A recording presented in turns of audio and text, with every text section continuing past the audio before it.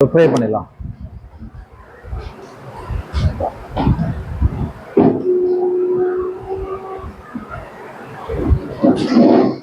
ஜெபம் செய்வோம்.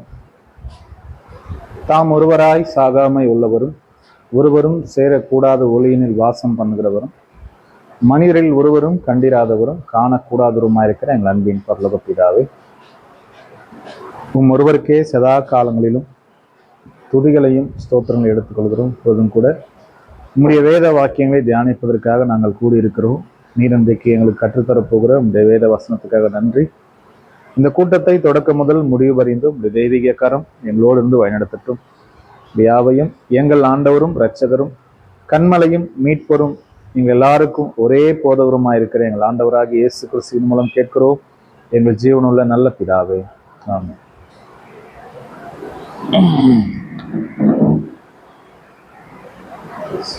சரி, அன்புக்குரிய சகோதர சகோதரிகளே, இந்த ஒரு கூடுகையில கூட நம்ம தேவனுடைய சத்தியங்களை நம்ம இப்போ தியானிக்க போகிறோம். லாஸ்டா என்ன பாடம் பார்த்தீங்க? God's man. என்ன தெரிஞ்சுக்கிட்டீங்க அதுல?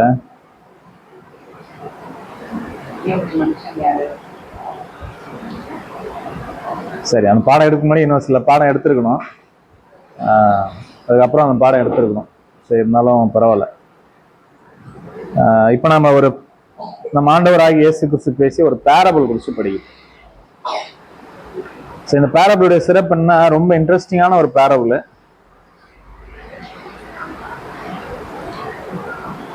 பட் யாருக்கும் புரியாது, சீக்கிரத்தில் புரிஞ்சிக்க முடியாத ஒரு பேரபிள். நம்ம கூட இது கொஞ்சம் மிஸ் பண்ணிட்டோன்னா புரியாது, பட் கூட டிராவல் பண்ணோன்னா புரிஞ்சுக்கலாம் நல்லா. ஓகே, சரி. இப்போ இந்த பேரபிள் எங்க இருக்கு அப்படின்னா, நம்ம இப்போ லூக்கா 16 பிரைஸ் லார்ட்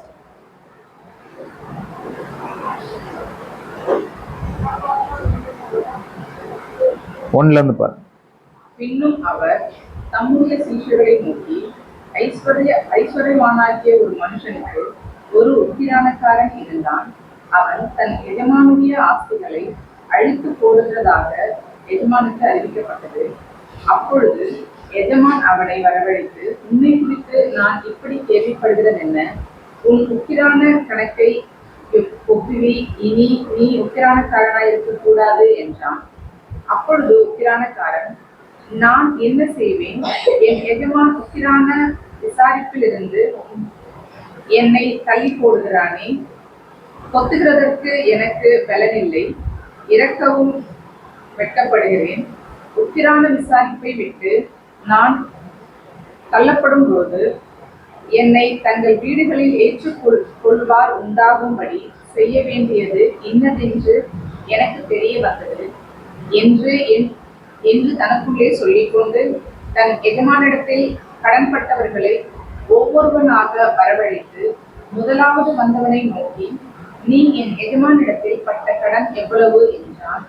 அவன் 100 குடம் எண்ணெய் என்றான். அப்பொழுது உக்கிரானக்காரன் அவனை நோக்கி, நீ உன் சீட்டை வாங்கி உட்கார்ந்து 50 என்று சீக்கிரமாய் எழுது என்றான். பின்பு அவன் வேறொருவனை நோக்கி, நீ பட்ட கடன் எவ்வளவு என்றான். அவன் 100 கலம் கோதுமை என்றான். அப்பொழுது அவன், நீ உன் சீட்டை வாங்கி 80 என்று எழுது என்றான். அநீதியுள்ள உக்கிரானக்காரன் புத்தியாய் செய்தான் என்று எஜமான் கண்டு அவனை மெச்சிக் கொண்டான். இவ்விதமாய் ஒளியின் பிள்ளைகளை பார்க்கிலும் இந்த பிரபஞ்சத்தின் பிள்ளைகள் தங்கள் சந்ததியில் அதிக புத்திமான்களாய் இருக்கிறார்கள். நான் உங்களுக்கு சொல்கிறேன், நீங்கள் காணும் போது உங்களை நிச்சயமான வீடுகளிலே ஏற்றுக்கொள்வார் உண்டாகும்படி அநீதியான உலக பொருட்களால் உங்களுக்கு சிநேகிதரை சம்பாதியுங்கள். கொஞ்சத்திலே உண்மையுள்ளவன் அநேகத்திலும் உண்மையுள்ளவனாய் இருக்கிறான். கொஞ்சத்திலே அநீதியுள்ளவன் அநேகத்திலும் அநீதியுள்ளவனாய் இருக்கிறான். ஓகே, ஏதா புரிஞ்சா?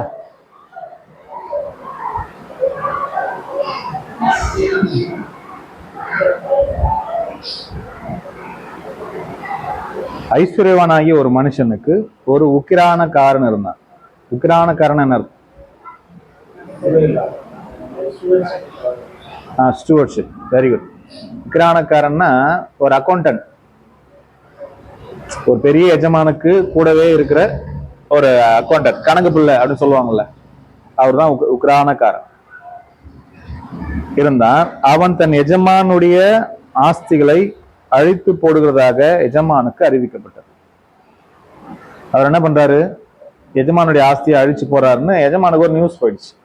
அப்ப எஜமான் கூப்பிட்டு என்ன சொல்றாருன்னா, அந்த உக்கிரானக்காரனை, நீ உன்னுடைய கணக்கெல்லாம் செட்டில் பண்ணு, நான் உன்னை குறிச்சு என்ன பண்றேன், ரொம்ப பேடா நியூஸ் கேள்விப்படுறேன், உன் அக்கௌண்ட்டை செட்டில் பண்ணிட்டு நீ என்ன பண்ணு, இங்க இருந்து போலாம் அப்படின்னு சொல்லிட்டார்.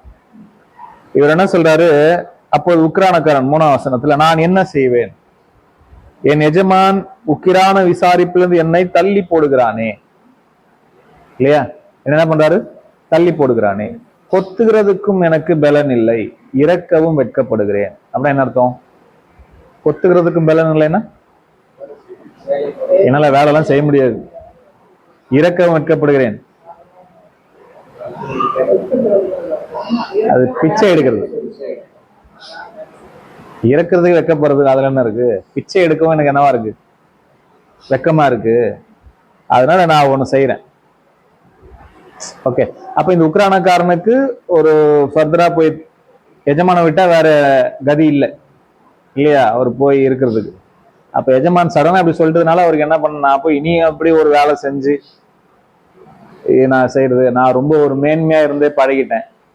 ஒரு எஜமானுடைய அடுத்து நீங்க யோசிச்சு பாருங்களேன், ஒரு பெரிய ஐஸ்வர்யவான் செல்வந்தனுக்கெல்லாம் தனக்கு எவ்வளவு சொத்து இருக்குன்னுலாம் தெரியாது. யாருக்கு தெரியும் தெரியுமா, கூட இருக்கவங்கலாம் தெரியும், அக்கௌண்ட் தான் தெரியும். அதனால ரொம்ப மேன்மையா இருந்திருக்காரு. ஓகே, இருந்திருக்காரு. அதனால நான் சடனா எப்படி போய் பிச்சை எடுக்க முடியும் ஒரு இடத்துல அப்படின்னு சொல்லி தன் எஜமானிடத்தில் கடன்பட்ட 2 பேரை கூப்பிட்டான். ஏன்னா எஜமானுக்கு என்ன கணக்கெல்லாம் தெரியாது, இப்போ யாருக்கு எவ்வளவு கொடுத்தான்லாம் தெரியாது. ஓகே, கரெக்டா. அதனால இவர் என்ன பண்ண, 2 பேரை கூப்பிட்டான். கூப்பிட்டு ஒருத்தங்கிட்ட கேட்டான், நீ எஜமான்ட்ட எவ்வளவு கடன்பட்ட அப்படின்னு சொல்லும் போது ஒருத்தன் சொன்னா, நான் 100 குடம் எண்ணெய், ஒரு 100 குடம் கடன் வாங்கியிருக்கேன் அப்படின்னு சொன்னான். உடனே இந்த உக்கிரானக்காரன் சொன்னா, நீ 100லாம் தர வேணா, ஒரு 50 குடம் கொடு போதும் அப்படின்னு சொல்லிட்டான். பின்பு இன்னொருத்தனை கூப்பிட்டு, நீ எவ்வளவு கடன் வாங்கியிருக்கன்னு கேட்டான். அவன் 100 களம் கோதுமை என்றான்.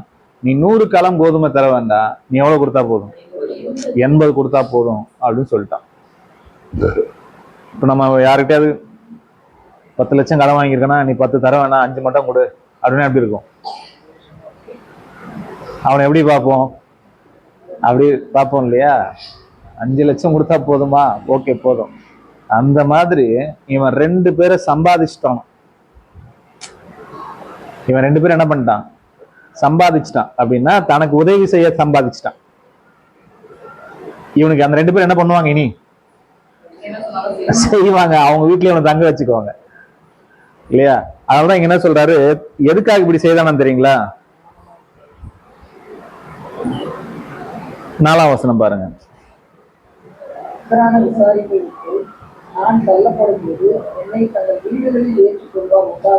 என்னை தங்கள் வீடுகளில் ஏற்றுக்கொள்வார் உண்டாகும்படி இன்னதென்று எனக்கு தெரிய வந்தது. என்ன ஒருத்தன் வீட்டுல சேர்த்துக்கணும் அப்படின்னா நான் எப்படி செய்யணும்னு எனக்கு அவன் ஒரு புத்திசாலித்தனத்தை யூஸ் பண்ணானா.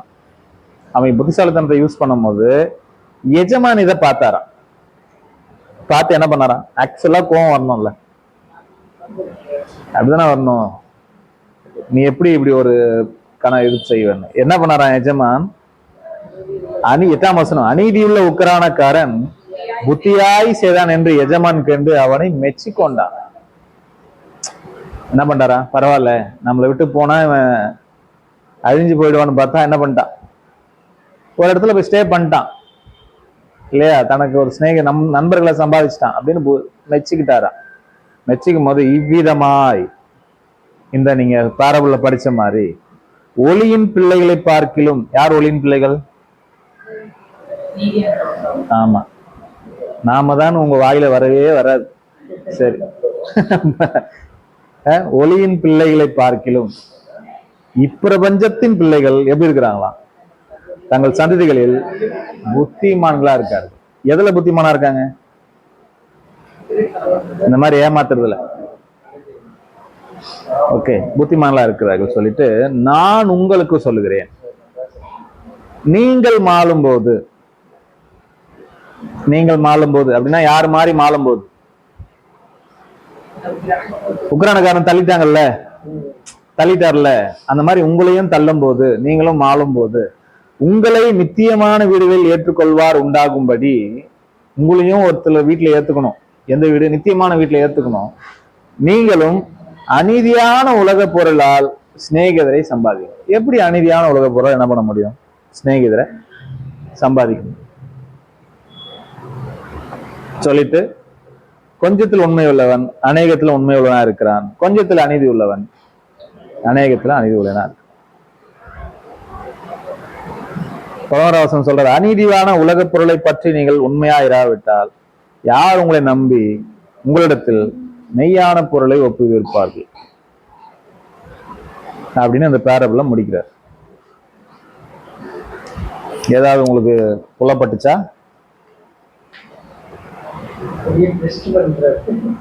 ஒன்னும் புலப்படாது. இன்னைக்கு வரைக்கும் இதுக்கு ஒரு விளக்கம் கொடுங்க அப்படின்னா என்ன பண்ண முடியாது. நீங்க சாதாரண கண்ணோட்டத்துல இதை படிச்சீங்கன்னா, நல்லா படிச்சாலே விளக்கம் சொல்ல முடியாது. இன்னும் சாதாரணமா படிச்சீங்கன்னா ஒன்றும் புரியாது. இப்ப நம்ம இதுல என்னென்னலாம் பார்க்கணும்? அந்த உக்ரானக்காரன் யார்? அதானே. அப்புறம் எஜமானி யார்? ஓகே, இவர் அந்த எஜமானுடைய ஆஸ்தி அழிச்சு போட்டாரே அப்படின்னா என்ன? எதை அழிச்சு போட்டார்? அந்த எஜமானிட்ட கடன் விட்ட 2 பேர் யார்? அந்த கோதுமைனா என்ன, எண்ணெய்னா என்ன இல்லையா? ஏன் அதை குறைச்சாரு இல்லையா? எஜமான் அதை பார்த்து ஏன் மெச்சிக்கிட்டார்? இது என்ன ஒரு எஜமான்? மெச்சிக்கிற எஜமான் இல்லையா? அந்த மாதிரி ஒளியின் பிள்ளைகளை பார்க்கிறோம். இப்பிரபஞ்சத்தின் பிள்ளைகள், சாத்தானுடைய பிள்ளைகள் எப்படி இருக்கிறாங்க? இந்த மாதிரி ரொம்ப புத்திசாலியா இருக்கிறாங்க. புத்திசாலியா இருந்து இன்னைக்கு உலகத்துல என்ன பண்றாங்க? எல்லாரும் ஏமாத்தி ஒரு நல்ல செட்டில் ஆயிடுறாங்கல்ல. கரெக்டா? இப்ப நம்ம எல்லாம் சம்பாதிக்கிறதுக்கு ஒரு ரெஸ்ட்ரிக்ஷன் இருக்கு. எப்படி வேணாலும் நம்மளால சம்பாதிக்க முடியாது.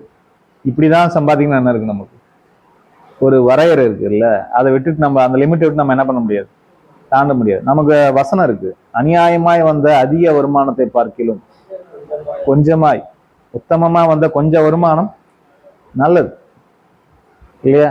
கர்த்தருடைய ஆசீர்வாதமே ஐஸ்வர்யத்தை தரும், அதனோட அவர் வேதனையை கூட்டார். ஒரு ஆசீர்வாதத்தால நமக்கு ஒரு வேதனை வருதுன்னா நீங்க புரிஞ்சுக்கலாம் அது தேவன் கொடுக்கல.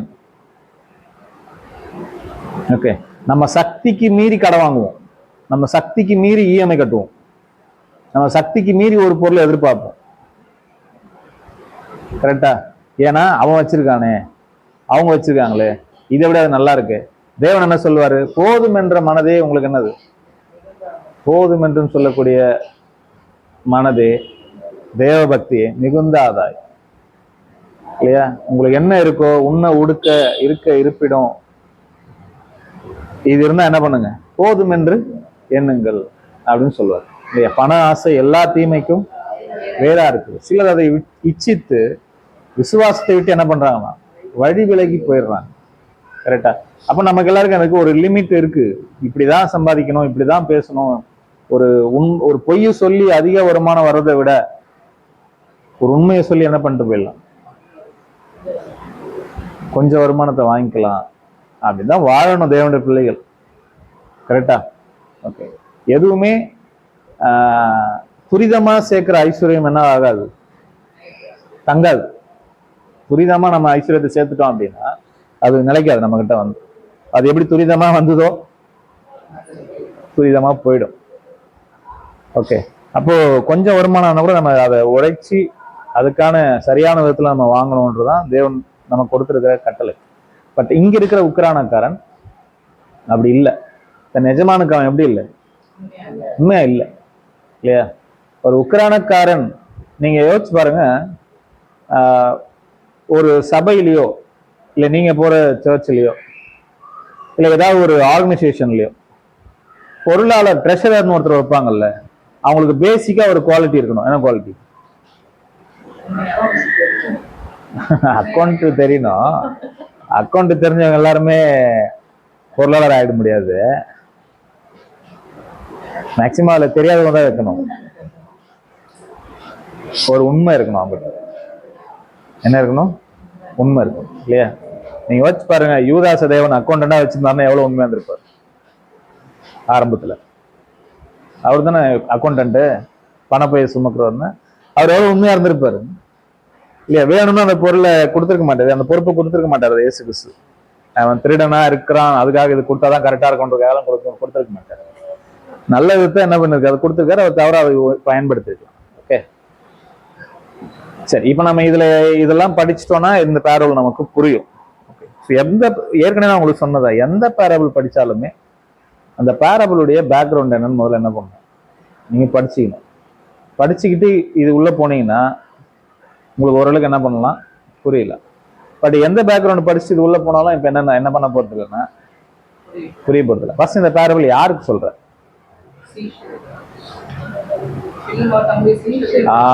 பின்பு தம்முடைய சீஷர்களை நோக்கி. இது யாருக்காக சொல்லப்பட்டது? சீஷர்கள், தன்னுடைய 12 அப்போஸ்தலருக்காக சொல்லப்பட்ட ஒரு பேரபிள். ஏன் இந்த 12 அப்போஸ்தலருக்கு சொல்றாரு அப்படின்னா, இது 16ஆம் அதிகாரம் இல்லையா? 15ஆம் அதிகாரத்துல 1ஆம் வசனம் பாருங்க. சகல ஆயக்காரரும் பாவிகளும் அவருடைய வசனங்களை கேட்கும்படி அவரிடத்தில் வந்து சேர்ந்தார்கள். சகல ஆயக்காரரும் பாவிகளும் எங்க வந்தாங்க? வசனத்தை கேட்கும்படி வந்தாங்க. அப்பொழுது பரிசேயரும் வேதபாரகரும் முறுமுறுத்து, இவர் பாவிகளை ஏற்றுக்கொண்டு அவர்களோட சாப்பிடுகிறார் என்றார்கள். அவர்களுக்கு அவர் சொன்ன ஓமையாவது இந்த ஏற்கனவே உங்களுக்கு சொன்னிருக்கிற மாதிரி இந்த லூக்கா 15ஆம் அதிகாரத்துல 3 பேரபிள் இருக்கு. என்ன பேரபிள்? காணாமல் போன ஆடு இருக்கு, காணாமல் போன வெள்ளிக்காசு இருக்கு, அப்புறம் மனம் திரும்பிய மைந்தன். ஓகே, உங்க டேர்ம்லயே சொல்றீங்க, அத உங்க பாஷையிலேயே. கெட்ட குமாரன். ஓகே, மனம் திரும்பிய மைந்தன். சரி, இளைய குமாரன். ஓகே, அப்ப இந்த 3 பேரபிள்லயுமே நமக்கு ஒரு சிறப்பு ஏற்கனவே உங்களுக்கு சொன்னதுதான். என்னது? 100 ஆடு, 10 வெள்ளிக்காசு, 2 குமாரர்கள் இல்லையா? இந்த 3லயுமே ஒண்ணு காணாம போயிடும். ஒரு ஆடு காணும், ஒரு வெள்ளிக்காசு காணும், ஒரு மகன் காணும். 3மே கிடைச்சிரும் ஃபைனலா. 3மே கிடைச்சிரும் ஃபைனலா. சரி, 3மே கிடைச்சு வாங்க. 3மே கிடைச்சிருச்சு. 3த்துலயுமே என்ன இருக்குன்னா ஒரு பெரிய சந்தோஷம் இருக்கு. கரெக்டா? ஃபைனலா என்ன பண்றாங்க? சந்தோஷப்படுறாங்க சேர்ந்து இல்லையா? அப்ப இது ஏன் 100ஆ இருக்கு 10ஆ இருக்கு அப்படின்றத நம்ம படிக்கும் போது அது ஒரு தனி கான்செப்ட். ஓகே, இப்போ அதெல்லாம் பேசிட்டு இப்போ 16ஆம் அதிகாரத்துல என்ன சொல்றாருன்னா, பின்பு அவர் தம்முடைய சீஷர்களை நோக்கி அப்படின்றார். முதல்ல இருக்கிற 3 பேரபிள் யாருக்கு பேசுனது?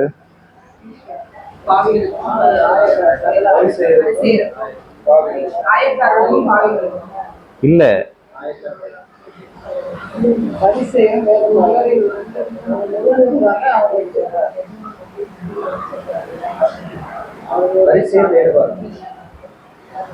இரண்டாம் வசனத்துல யாருக்கா? பரிசேயரும் வேதபாரகரும் முறுமுறுத்து, இவர் பாவிகளை ஏற்றுக்கொண்டு அவளோடு என்ன பண்ணாரு? சாப்பிடுகிறார் என்றார்கள். அவர்களுக்கு அவர் சொன்ன ஓமையாவது. அப்ப யாருக்கு சொல்றார்? பரிசேயருக்கு தான் சொல்றார். ஓகே, அப்ப இந்த இடத்துல யாருக்காருன்னா தம்முடைய சீஷர்லாம் இருக்கிறாங்க, வேதபார பரிசேயர்ல இருக்கிறாங்களா? இந்த 15ஆம் அதிகாரத்துல சொல்றது யாருக்கு? பரிசேயர் வேதபாரர்கள். இவங்க கிட்ட சொல்லிட்டு எப்பவுமே இயேசு திரும்பி தம்முடைய சீஷர்கிட்ட பார்த்து சில விஷயங்கள் சொல்லுவார். நீங்க நிறைய இடத்துல அந்த மாதிரி பார்க்கலாம். கரெக்டா? இதுல இருந்து தம்முடைய சீஷர்களுக்கு அவர் ஏதோ ஒன்று சொல்ல வருவார். இப்போ ஒரு 100க்கு அதிபதி ஒரு விசுவாசத்தை வெளிப்படுத்துறாரு அப்படின்னா திரும்பி தம்முடைய சீஷர்களை பார்த்து சொல்லுவார், இஸ்ரேலுக்குள்ள எப்படிப்பட்ட விசுவாசம் என்ன பண்ணல, பார்க்கல இல்லையா?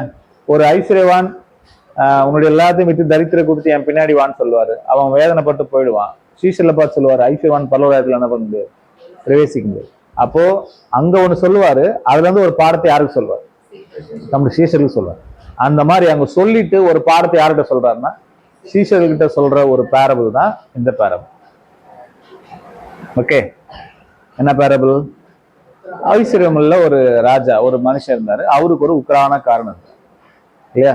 ஒரு உக்கிரானக்காரனுடைய பேசிக்கான குணம் எப்படி இருக்கணும் அப்படின்னா பாருங்க, 1 கொரிந்தியர் 4 1-2. இப்படியாக எந்த மனுஷனும் எங்களை கிறிஸ்துவின் ஊழியக்காரர் என்றும் தேவனுடைய ரகசியங்களின் உக்கிரானக்காரர் என்றும் எண்ணிக்கொள்ளப்படும். மேலும் உக்கிரானக்காரன் உண்மை உள்ளவன் என்று காணப்படுவது அவனுக்கு அவசியமாகும். எப்படி இருக்கணும்?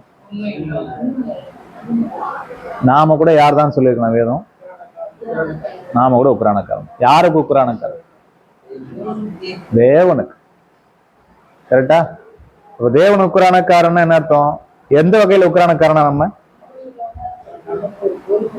இல்ல, 1ஆம் வசனம் பாருங்க, எவ்வளவு அழகா சொல்லுது. ஊழியக்காரன், தேவனுடைய ரகசியங்களில் நாம் உக்கிரானக்காரன் அப்படின்னா தேவனுடைய ரகசியம் எல்லாம் தெரிந்த ஒரு உக்கிரானக்காரன். எஜமானுடைய ரகசியம் யாருக்கு தான் தெரியும்? ஒரு உக்கிரானக்காரனுக்கு தெரிகிற மாதிரி தேவனுடைய ரகசியம் எல்லாம் நான் யாருக்கு தெரியும்? நமக்கு தெரிகிற மாதிரி ஒரு உக்கிரானக்காரனாம. பட் இப்ப நம்ம பாயிண்ட் அதுல வரல. என்னென்ன சொல்றேன், ஒரு உக்கிரானக்காரன் எப்படி இருக்கணும்னா, மேலும் உக்கிரானக்காரன் உண்மையுள் என்று காணப்படுவது அவனுக்கு அவசியம் இல்லையா? 1 பேதுரு 4:10 படிங்க.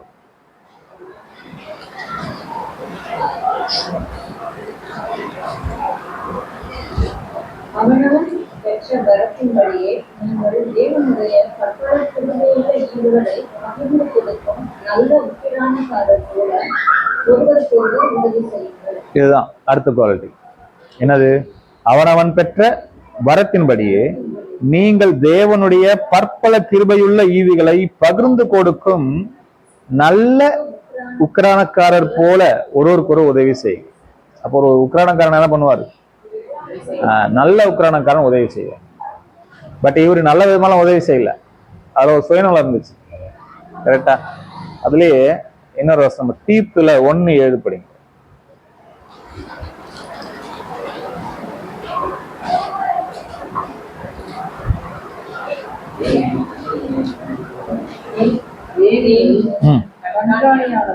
தேவனுடைய உக்கிரானக்காரனை சேர்த்துகிறவன், குற்றம் சாட்டப்படாதவனும், தன் இஷ்டப்படி செய்யாதவனும், முற்கோபம் இல்லாதவனும், மதுபான பிரியம் இல்லாதவனும், அழியாதவனும், இழிவான ஆதாயத்தை இச்சியாதவனும். பாருங்க, இழிவான ஆதாயத்தை இச்சியாதவனுமா இருக்கணுமா? யாரு? ஒரு உக்கிரானக்காரன். ஒரு சபையிலேயே ஒரு உக்கிரானக்காரனோ கண்காணியானவனும் எப்படி இருக்கணும் அப்படின்னா, கோபம் இல்லாதவனும், அப்புறம் முதல்ல என்ன இருக்கு? குற்றம் சாட்டப்படாதவனும். அவன் மேல என்ன இருக்கக்கூடாது? குற்றம் இருக்கக்கூடாது. குற்றம் சாட்டப்படாதவனும், தன் இஷ்டப்படி செய்யாதவனும், முற்கோபம் இல்லாதவனும், மதுபான பிரியனாயிராமலும், அடியாதவனும், இழிவான ஆதாயத்தை இச்சியாதவனுமா இருக்கணும். அதெல்லாம் முன்னாடியே சொன்னேன். ஒரு ஆதாயம் இழிவான வருதுன்னு அதில் என்ன பண்ணக்கூடாது? நம்ம ஆசை வைக்கக்கூடாதுன்றது. கரெக்டா? பட் இப்போ ஒரு உக்கிரானக்காரன் என்னன்னு படிச்சிட்டோம்.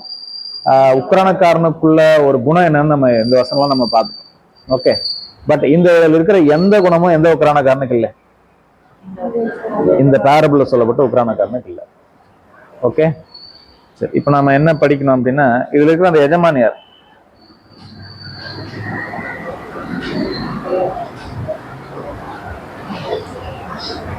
ஐஸ்வர்யவானாகிய ஒரு மனுஷனுக்கு ஒரு உக்கிரானக்காரன் இருந்தார். யார் அந்த ஐஸ்வர்யவான்? ஓகே, ஒரு நல்ல விதமா வந்துட்டா யார சொல்லலாம் நம்ம? ஓகே, சரி, எடுத்துக்கலாம். பிதாவாகி தேவன் எடுத்துக்கலாம், இயேசு கிறிஸ்து எடுக்கலாம், ஒன்றும் பிரச்சனை இல்லை. பட் போக போக உங்களுக்கு அது யாரை எடுத்துக்கலான்றது ஒரு நல்ல அண்டர்ஸ்டாண்டிங் வந்துடும். பட் இப்போ நீங்க 2 பேருமே என்ன பண்ணிக்கலாம்? வச்சுக்கலாம். ஏன்? இயேசு கிறிஸ்து ஐஸ்வர்யம் உள்ளவராயிருந்தும் எப்படி வந்தாராம்? உங்கள் நிமித்தம் அவர் என்னவானாரு? தரித்திரர். அவர் ஐஸ்வர்யவான் தான் இயேசு கிறிஸ்து இல்லையா? பிதாவாகி தேவனும் அவரும் ஐஸ்வர்யவான் தான். பூமி அந்த நிறைவு யாருக்கு தான்? கர்த்தருடையதுதான். கரெக்டா? அப்போ இந்த ஐஸ்வர்யவான் அப்படின்றது யாரு அப்படின்னா, பிதாவாகி தேவன் அல்லது இயேசு கிறிஸ்து. 2 பேர்ல எந்த ஐஸ்வர்யவான்னு எடுத்துக்கீங்க. ஓகே. இவங்களுக்கு ஒரு உக்கிரானக்காரன் இருந்தாங்க. யாருக்கு? இந்த ஐஸ்வர்யவானாகிய நம்ம பிதாவாகி தேவனுக்கும் நம்ம ஆண்டவராகிய இயேசு கிறிஸ்துக்கும் யார் இருந்தாங்க? ஒரு உக்கிரானக்காரர்கள் அல்லது உக்கிரானக்காரன் இருந்தான். இவங்க கடைசி வரைக்கும் இந்த வேலையில இருந்தாங்களான்னு பாத்தீங்கன்னா இல்ல. எஜமான் என்ன பண்ணிட்டாரு? தள்ளிட்டார். அந்த இடத்துல வந்து தள்ளிட்டார். யார் இந்த உக்கிரானக்காரர்? லூசிஃபர். ஓகே, நல்லா யோசிக்கிறீங்க, பரவாயில்ல. அப்புறம்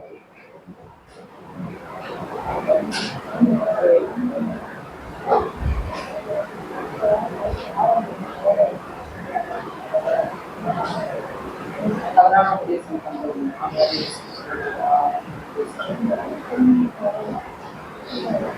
ஓகே, வேற? உண்மையில்லாம தன்னுடைய சுயலாபத்துக்காக ஊழியத்தை பிசினஸ் மாதிரி பண்றாங்க. ஓகே, எடுத்துக்கலாம். கொஞ்சம் எக்ஸாக்டா, கொஞ்சம் கிட்ட வந்துட்டீங்க. அப்புறம்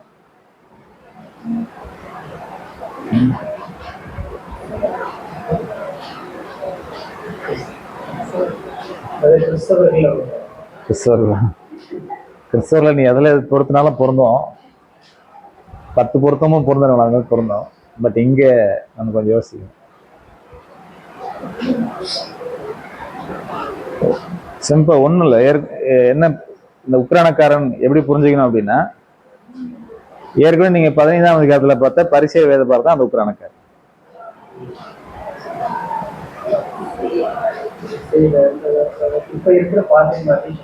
அது இப்போ நீங்க அடுத்த கட்டத்துக்கு எடுத்துக்கலாம் அது. பட் அந்த டைம்ல அவர் யார சொல்றாருன்னா பரிசேய வேத.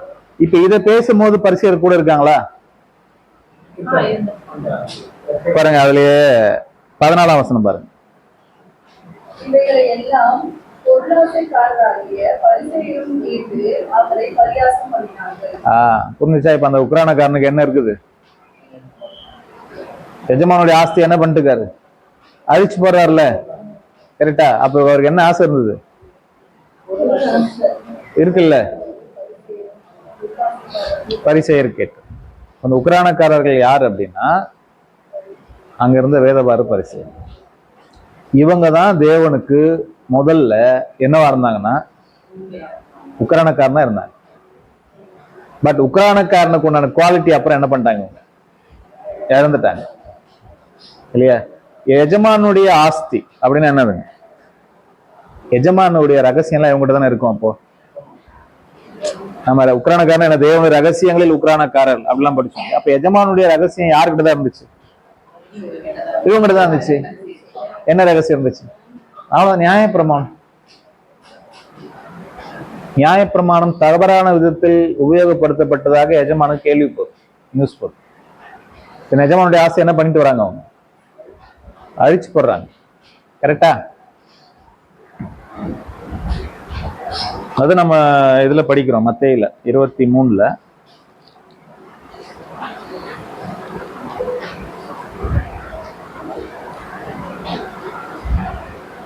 13 பாருங்க.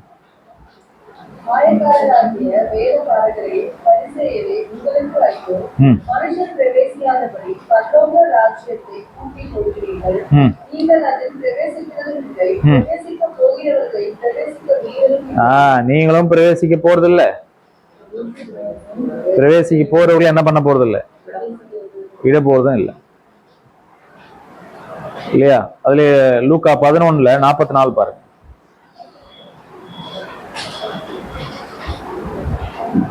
மாயக்காரராகிய வேதபாரகரே, பரிசேயரே, உங்களுக்கு ஐயோ!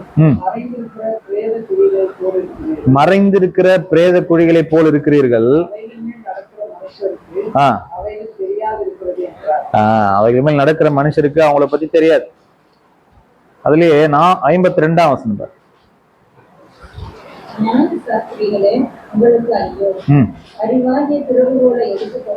பாருங்க, என்ன எடுத்துக்கிட்டாங்களா அவங்க?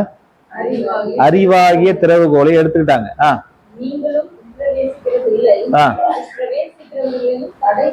சரி, நீங்களும் போறது இல்ல, போறவங்களை விட போறது இல்ல. பட் கீ யாருக்கிட்ட இருக்கு? அப்ப கடவுள் அங்க கூட தான் கொடுத்திருந்தாரு. முதல்ல பரலோக ராஜ்யத்தை என்ன பண்றீங்க? பூட்டு போடுறீங்க.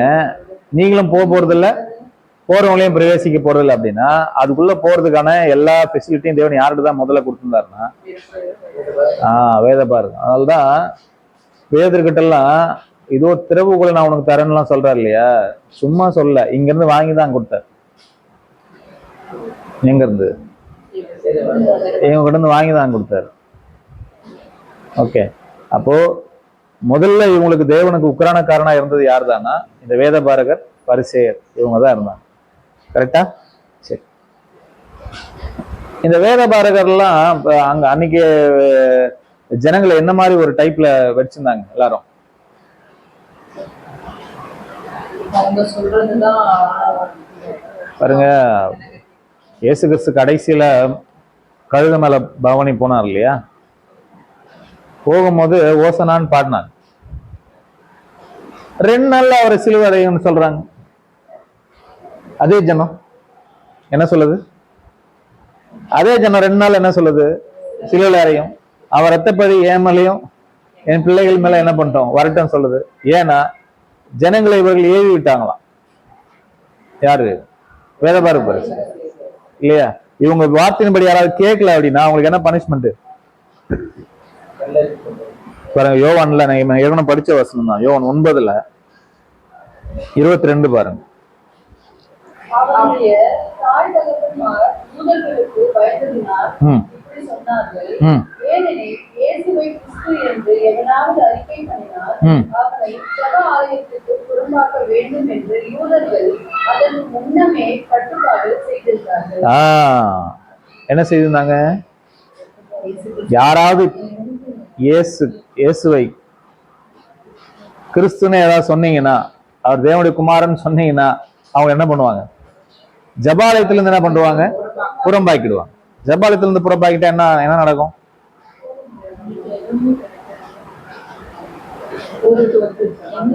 ஆமா, ரொம்ப கொடுமை அது. ஊரை விட்டு ஒதுக்குறதுன்னு ஒண்ணு இருக்கு இல்லையா, அந்த மாதிரி ஜபாலயத்தை விட்டு ஒதுக்கிட்டாங்கன்னா ஒரு இஸ்ரேலனுக்கு உண்டான ஒரு மரபே போயிடும். அவன் டெய்லி போய் பலி செலுத்தணும், ஆலயத்துல ஜபம் பண்ண போகணும். அவன் பலி ஆலயத்துக்குள்ளே போவாது. ஒரு நல்ல நாட்கள்ல கூட அவன் ஒரு பாவ நிவாரண பலியோ குற்ற நிவாரண பலியோ என்ன பண்ண முடியாது, போய் அங்க செலுத்த முடியாது. எல்லா ஊர்ல இருக்கிற எல்லாரும் போய் செலுத்திட்டு வருவான். எல்லாரும் இவனை எப்படி பார்ப்பான்? பலி செலுத்தலன்னா அவனை பாவியா பார்ப்பாங்க எல்லாரும். அவன் பாவம் என்ன பண்ணப்படாது, மன்னிக்கப்படாதுன்ற கண்டிஷன்ல ஊரை விட்டு அப்படி தள்ளி இருக்கிற கண்டிஷனுக்குள்ள போயிடுவான். அப்படி ஒரு நடைமுறை அங்க இருந்துச்சு. அப்போ இந்த உக்ரானக்காரர்கள் இப்படிதான் ஜனங்கள் என்ன பண்ணிருந்தாங்க, மிஸ்யூஸ் பண்ணிட்டு இருந்தாங்க. ஓகே, அன்னைக்கு இருந்து அண்ணா காய்பாலா என்ன பண்ணிட்டு இருந்தாங்க?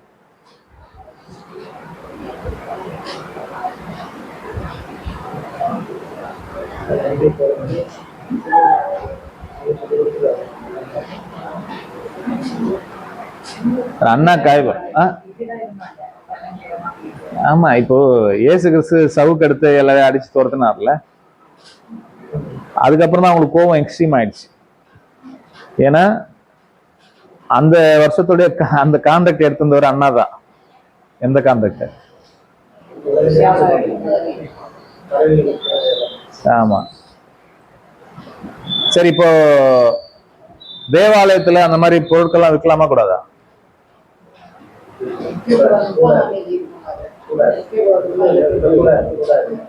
கூடாதா?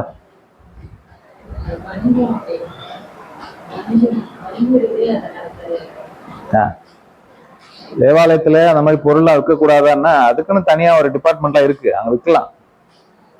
இப்ப சாலமன் பேர் வந்து வருஷத்துக்கு ஒரு முறை எருசலேம் வந்து ஆலயத்துல பஸ்காப் அன்னைக்கு வந்துட்டு போறாருன்னு வச்சுக்கோங்க. நீங்க இங்க சென்னையில் தான் பஸ்காப் அந்த ஆலயம் இருக்கு, நீங்க தூத்துக்குடில இருந்து வரீங்க, அங்கிருந்து ஆடு கூட்டு வருவீங்களா?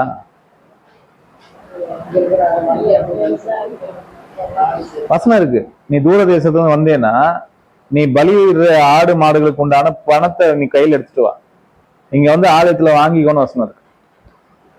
எங்க வந்து வாங்கிக்கோ, ஆலயத்துல வந்து நீ வாங்கிக்கலாம். அப்படி நீ வாங்கும் போது அவன் சொல்றதுதான் ரேட்டு. புரியுதுங்களா? அப்படி நீங்க வந்து காசு எடுத்துட்டு வந்து தேவாலயத்தில் வாங்கினீங்கன்னா யார் சொல்றதா ரேட்டு? அதுதான் அங்க பிரச்சனை. ஓகே, ஸோ அதே மாதிரி மணி டிரான்ஸ்ஃபர் பண்றது இருக்குதாங்க, அதான் காசுக்காரர்கள்னா யாரு? அங்க ஏற்கனவே ரோமர்களுடைய காயின் தான் இருக்கு. அதை நீ மாத்தி என்னவா மாத்தணும்? இஸ்ரேலுக்கு உண்டான பணத்தை நீ மாத்திக்கணும். அப்படி மாத்தும் போது அதுக்கு டபுளா என்ன இருக்கு? கமிஷன் இருக்கு. இந்த மாதிரி நிறைய விஷயங்கள் அங்க என்ன பண்ணிட்டு இருக்குன்னா நடந்துட்டு இருந்துச்சு. ஓகே, இதெல்லாம் நிறைய விஷயங்கள் நம்ம அதில் படிக்கலாம். பின்னாடி உங்களுக்கு என்ன பண்ணலாம்னா சொல்றோம். ஓகே, இப்படி நடக்கும்போது இப்போ அண்ணா காய்பா இயேசு கிறிஸ்து மேல என்ன பண்ணிட்டாங்க? குற்றப்படுத்துறாங்க இல்லையா? அந்த இதுல வராரு இல்லையா, ஆலயத்தில் வந்து அடிச்சு துரத்துறா இல்லையா, அந்த இன்சிடென்ட் எடுத்து படிங்க.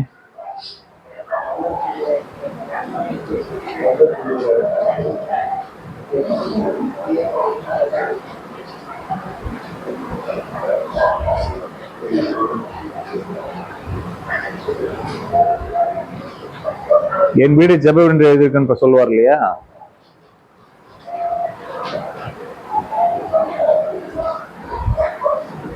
நீங்க 4 காஸ்பல்லையுமே இருக்கும் அது.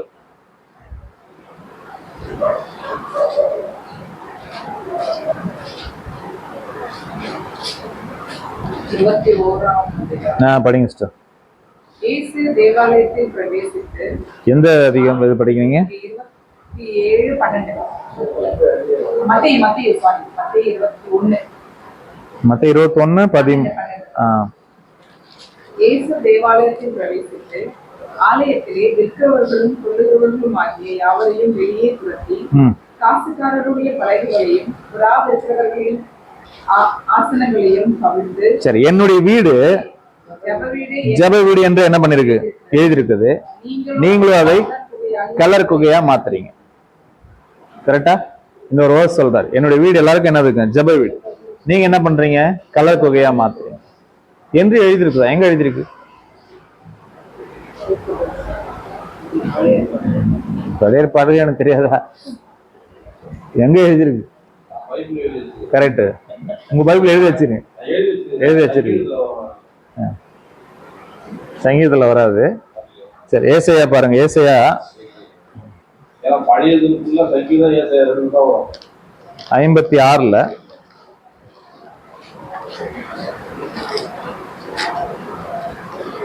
7 பாருங்க. நான் என் பரிசுத்த பர்வதத்திற்கு கொண்டு வந்து என் ஜெப வீட்டிலே அவர்களை மகிழ பண்ணுவேன். அவர்களுடைய சர்வாங்க தகனங்களும் அவர்களுடைய பலிகளும் என் பலிபீடத்தின் மேல் அங்கீகரிக்கப்பட்டிருக்கும். என்னுடைய வீடு சகல ஜனங்களுக்கும் ஜெப வீடு என்னக்கும். என் வீடு சகல ஜனங்களுக்கு என்ன இருக்கும்? ஜெப வீடு என்ன. ஆனா இதுல பாதி வசனம் தான் உங்ககிட்ட அதுல ஏசாயால இருக்கு. என்ன வசனம்? என் வீடு ஜெப வீடு என்று எழுதியிருக்கிறதே அப்படின்ற ஒரு வார்த்தை மட்டும் தான் எதுல இருக்கு? ஏசாயால இருக்கு. நீங்களும் அதை கள்ள குகையா மாத்துகின்ற வேர்டு அங்க இருக்க. அதெல்லாம் நீங்க உள்ள போய் படிச்சீங்கன்னா ஏன் அப்படி சொன்னாரு அப்படிலாம் படிச்சீங்கன்னா ரொம்ப இன்ட்ரெஸ்டிங்கா இருக்கும் படிக்கிறதுக்கு. பட் இப்ப அந்த பேசிக்ல நம்ம அதெல்லாம் உங்களுக்கு இன்னொரு பாதி எங்க இருக்கு தெரியுமா? எரேமியா 7:11 பாருங்க.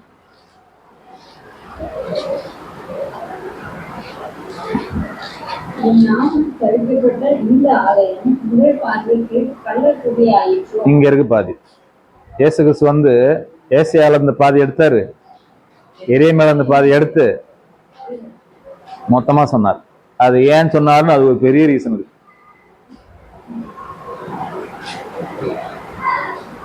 நாம எப்படி படிப்போம்? எழுதியிருக்கதே அவ்வளவுதான் பண்ணிடுவோம். பட் அவர் அங்க ஆலயத்துல வந்து பார்க்கும் போது ஏசாயா ஒரு சைடு ஓடிட்டு இருக்கு, அவருக்கு எரேமியா ஒரு சைடு ஓடிட்டு இருக்கு. ரெண்டுத்திலையும் சேர்த்து எடுத்தாரு, ஒரு வசனத்தை போட்டு அப்படி சொன்னார், என் வீடு ஜெப வீடு எழுதியிருக்கு, நீங்களே அதை என்ன பண்றீங்க? கள்ள குகையா மாத்துறீங்க இல்லையா? சரி, அப்போ எல்லாரும் அதை எப்படிதான் பயன்படுத்தினாலும் அப்படிதான் பயன்படுத்திருந்தாங்க. இயேசு கிறிஸ்து அதை என்ன பண்ணாரு? இவங்களுக்கு பெரிய பாரமா இருந்தார் இயேசு கிறிஸ்து. கரெக்டா? யாருக்கு? இந்த உக்ரானக்காரன். அப்படின்னா என்ன பண்ணிட்டு இருக்காரு தெரியுமா? இவரு எஜமானுக்கு அறிவிச்சிட்டு இருக்காரு. இவங்க என்ன பண்ணிட்டு இருக்காங்க? இந்த உக்ரானக்காரர்கள் நம்முடைய ஆஸ்தி அழிச்சிட்டு இருக்காங்கன்னு யாருக்கு கம்யூனிகேட் பண்ணிட்டு இருக்காரு? காடு கம்யூனிகேட் பண்ணிட்டு இருக்காரு தேவனுக்கு. அதுதான் நான் கேள்விப்பட்டேன். யார் மூலமா? கிறிஸ்து மூலமா தான். வந்தவர் எல்லாத்தையும் அடிச்சுன்னு இருக்கிறார்ல, தகர்த்து போடுறாருல எல்லாரையுமே. ஓகே, அப்போ அந்த ஐஸ்வர்யவான் இப்ப நீங்க யாரை எடுத்துக்கலாம்? பிதாவாகி தேவன் தான் எடுத்துக்கணும். ஓகே, ஏன்னா அதை போய் சொல்றவரே யார் தான்? அவர்கிட்ட நம்ம ஆண்டவராகிய இயேசு கிறிஸ்து தான். ஓகே, பட் ஐஸ்வர்யவான் 2 பேரும் சொல்லலாம். அவருடைய சொத்து யார்தான் தான்? இவர்தான் தான். ஓகே, சரி. இப்போ என்ன ஆயிடுச்சு? இப்போ எஜமான் கூப்பிட்டு என்ன சொல்லிட்டாரு? நீ என்னவா இருக்கக்கூடாது? பிராணக்காரனா இருக்கக்கூடாது. உன் அக்கௌண்ட் என்ன பண்ணிடு, செட்டில் பண்ணிட்டு போயிடலான்னு சொல்லிட்டாரு. ஓகே, ஆனா இவங்களுக்கு இப்ப என்ன இல்லை? ரொம்ப கஷ்டம். ஒரு வேலை பாரு பரிசு என்ன பண்ண முடியாது. இப்போ எங்க போய் வேலை செய்ய முடியுமா? எங்களால இப்போ கொத்து கொடுத்துக்க எங்களுக்கு பலன் இல்லை. ஏன்னா ரொம்ப நாள் சொகுசா என்ன பண்ணியாச்சு, வாழ்ந்தாச்சு இல்லையா? ஏன்னா இல்லையா, இந்த கோத்திரத்திலிருந்து வர, லேவி கோத்திரத்திலிருந்து வரவங்க எல்லாம் என்ன செய்ய வேண்டிய அவசியம் இல்லை, வேலை செய்ய வேண்டிய அவசியம் இல்லை. ஜனங்கள் வேலை செஞ்சு கொண்டு வந்து கொடுக்கறதா என்ன பண்ணிக்கணும்? அவங்க அவங்களுடைய வாழ்வாதாரத்துக்கு யூஸ் பண்ணுவாங்க. கரெக்டுங்களா? அது ஏற்பாட்டுடைய கட்டளை.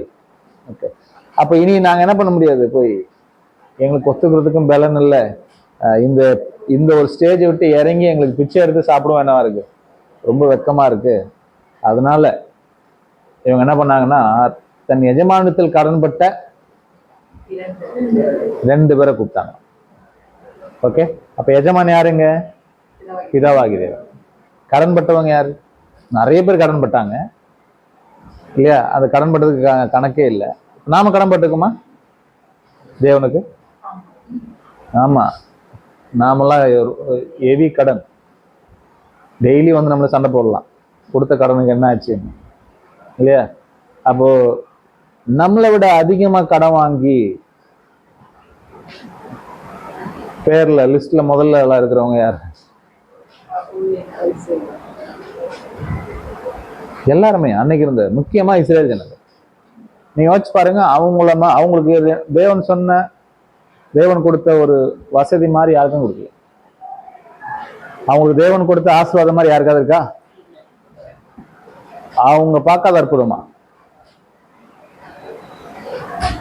இல்லையா? அவங்க பார்க்காத தேவனுடைய மகத்துவமா? நம்மளாம் அப்படி என்ன பார்த்துட்டோம்? தேவனுடைய மகத்துவத்தை கண்ணார ஒன்னும் பார்த்ததில்ல இல்லையா? அவங்க எல்லாமே பார்த்துட்டாங்க. நம்ம கடல்ல போய் காலையாவது நினைச்சிட்டு வந்துடலான்னு ஆசை நமக்கு. அவங்க கிராஸ் பண்ணி அக்கறைக்கு என்ன பண்றது, போறது. 2 சைடும் கடல் மதில் மாதிரி என்ன பண்ணுது, நிக்குது இல்லையா? அப்ப அதுல என்னென்னலாம் எவ்வளோ மகத்துவம் பார்த்துருக்கலாம். எவ்வளோ அந்த கடலுக்குள்ள, இந்த சைடு அந்த சைடுல எவ்வளோ கடலுக்குள்ள இருக்கிற எவ்வளோ மீன், அந்த எவ்வளோ காட்சிகள் என்ன பண்ணிட்டு போகலாம், பார்த்துட்டு போகலாம் இல்லையா? அதோடைய மேக ஸ்தம்பம், அவங்க மேல அக்னி ஸ்தம்பம் இல்லையா? காடைகள் வந்து குவியல் குவியலா இல்லையா? மன்னா, தேவதூதர்கள் புசிச்ச மன்னா இல்லையா? ஸோ அவங்க செருப்பு தேயில, ட்ரெஸ்ஸு பழசாகல, எவ்வளோ இல்லையா? யோர்தானை கிராஸ் பண்றாங்க. அப்படியே அறுப்பு காலத்துல யோர்தானை கரை புரண்டு ஓடுமா, நிக்க முடியாது. ஆனா ஒரு குவியலா என்ன பண்ணிட்டு ஒரே இடத்துல நிக்குது, அது கிராஸ் பண்ணி போறாங்க. எவ்வளோ ஒரு அற்புதம் அவங்க பார்த்தவங்க. இதெல்லாம் தேவனுக்கு அவங்க கடங்காரங்க. கரெக்டா? அப்போ ஒட்டுமொத்த 12 கோத்திரமும் யார் தான் தேவனுக்கு கடங்காரம் தான். கரெக்டா? அவங்க 2 பேரை கூப்பிட்டா. ஆமா, அங்க அந்த 2 கோத்திரம், யூதா பென்யமீன். பாருங்க, புரிஞ்சுச்சா? யாரு? யூதா பென்யமீன். ஏன்னா இப்போதைக்கு அவங்க தான் அங்க இருக்காங்க. மீதி 10 கோத்திரம் எங்க போயிட்டாங்க? செதறி போயிட்டாங்க. கரெக்டா? அப்ப இவங்க எங்க தான் ஸ்டே பண்ணணும்? அந்த 2 கோத்திரத்துல தான் ஸ்டே பண்ணணும். அவங்க வீட்டுல தான் ஏத்துக்கணும் இவங்களை இல்லையா? அப்போ ஒருத்தரை நம்ம வீட்டுல ஏத்துக்கிறதுக்கு முன்னாடி முதல்ல அவரை நம்ம மனசுல அவர் ஏத்துக்கிட்டாதான் நம்ம வீட்டுல அவருக்கு இடம் கிடைக்கும். சும்மா ஒருத்தர் வீட்டுல என்ன பண்ண முடியும்? நம்ம அவரை குறிச்சு நம்ம மனசு ஒரு நல்ல அபிப்பிராயம் இருந்தாதான் அவர் எங்க ஏத்துக்க முடியும்?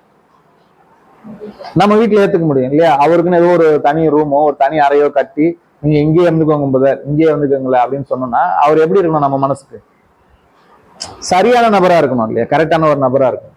அவர் நமக்கு ஏதோ ஒரு வகையில பெரிய உதவி செய்திருந்தா இன்னும் கூட என்ன பண்ணுவோம்? அவருக்கு ஃபெசிலிட்டி செஞ்சு தருவோம் இல்லையா? இவனால நம்ம கிட்ட இருக்கிற ஒரு 50 லட்சம் நம்ம குறைச்சு கொடுத்துட்டாம்பா, அவனுக்கு ஒரு 2 லட்சத்துல நான் ஒரு வீடு கட்டி கொடுக்க கூடாதா? அப்படி என்ன பண்ணலாம்? யோசிச்சு பண்ணலாம் இல்லையா? என்கிட்ட இருக்கிற பெரிய பாரத்தை அவன் இறக்கி வச்சுட்டான், அவன் பாரத்தை நான் இறக்கி வைக்க மாட்டேன்னா, நீ இருக்கிற இந்த கொஞ்ச காலத்தை என்ன பண்ணிட்டு போ, இங்க இருந்துட்டு போ அப்படின்னு நம்ம யாருக்கு ஃபெசிலிட்டி பண்ணுவோம்னா முதல்ல அவன் நம்ம மனசுல இடம் பிடிக்கணும். கரெக்டா? அதுக்காக இந்த வேதபாரகர் பரிசேயர்கள் இந்த 2 கோத்திரத்துல கிட்ட போய் ஜனங்கள்கிட்ட அவங்க ஸ்டே பண்ணணும் அப்படின்னா முதல்ல அவங்க கிட்ட அவங்க இருதயத்துல போய் அவங்க என்ன பண்ணணும்? ஸ்ட்ராங்கா உட்காரணும். அப்படி உட்கார்ந்தாங்களான்னா ஆமா உட்கார்ந்தாங்க. எப்படி உட்கார்ந்தாங்க? அதுதான் அவர்கள் இங்க நீங்க எண்ணெய் கோதுமை எல்லாம் இருக்கு பாருங்க, இதெல்லாம் இஸ்ரேல் ஜனங்கள் தேவனுக்காக கொடுத்த காணிக்கைகள். எங்க படிக்கலாம் பாருங்க, எசேக்கியேல் 45ஆம் அதிகாரம்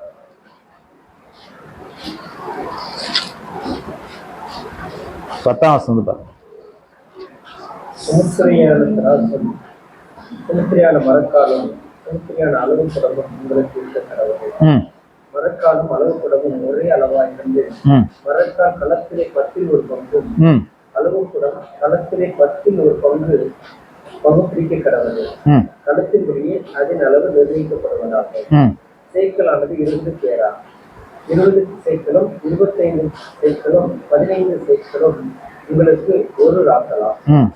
நீங்கள் செலுத்த வேண்டிய காணிக்கையாவது ஒரு களம் கோதுமையிலே ஒரு மரக்காலில் 6 ஒரு பங்கு. சரி, அடுத்தது 14ஆம் வசனம். அளவு குடத்தால் அளக்கிற எண்ணெயின் கட்டளையாவது 10 குடம் பிடிக்கிற கணக்குக்கு சரியான ஒரு சாடி. அப்ப இஸ்ரேல் ஜனங்கள் இதெல்லாம் என்னவா கொடுத்தாங்க? கடவுளுக்கு காணிக்கையா கொடுத்தது இல்லையா? இதை யார் குறைச்சா தெரியுமா?